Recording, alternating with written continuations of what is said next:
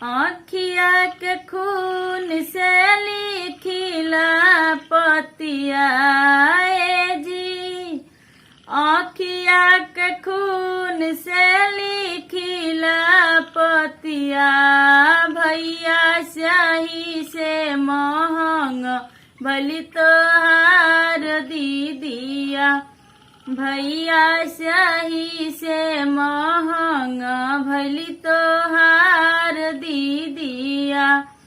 5 लाख दहेज दिहला ससुर के आंगनावा, सगरो समान दिहला भरी दिहला भावनावा, बीच मड़उआ जोड़े गठिया जी, बीच मड़उआ जोड़े गठिया, भैया स्याही से महंग भली तोहार दीदिया, भैया स्याही से महंग भली तोहार दीदिया।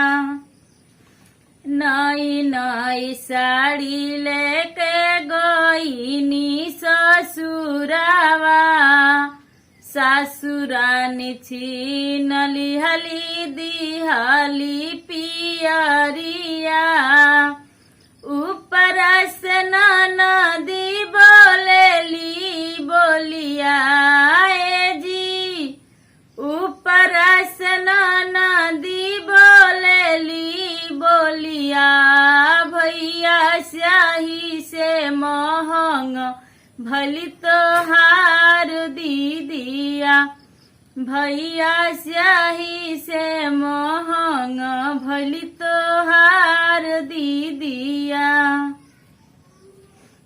नैहर के चुनारी कफन बनी गईली, नैहर के चुनारी कफन बनी गईली, माई औरी भौजी सपना होई गईली, ऊपर से सासु मारेली लठिया जी, ऊपर से सासु मारेली लठिया, भैया स्याही से महंग भली तोहार दीदिया, भैया स्याही से महंग भली तोहार दीदिया।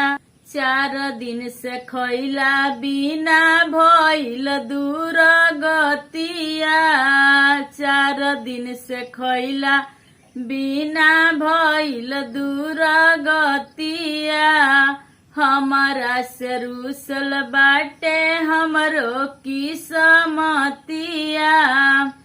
ऐसन दहेज में जलेली बिटिया जी, ऐसन दहेज में जलेली बिटिया, भैया स्याही से महंग भली तोहार दीदिया, भैया स्याही से महंग भली तोहार दीदिया। आँखिया के खून से लिखिले पतिया जी, आँखिया के खून से लिखिला पतिया, भैया स्याही से महंग भली तोहार दीदिया।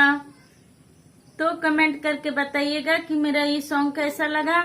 यदि मेरे चैनल पे नए हैं तो प्लीज चैनल को सब्सक्राइब करें, और आप लोग वॉच ज्यादा करते हैं और सब्सक्राइब नहीं करते हैं, अभी भी आप सब्सक्राइब नहीं किए हुए हैं तो प्लीज मेरे चैनल को सब्सक्राइब करके सपोर्ट कीजिए। तो फिर मिलती हूँ अगले वीडियो में, तब तक के लिए बाय।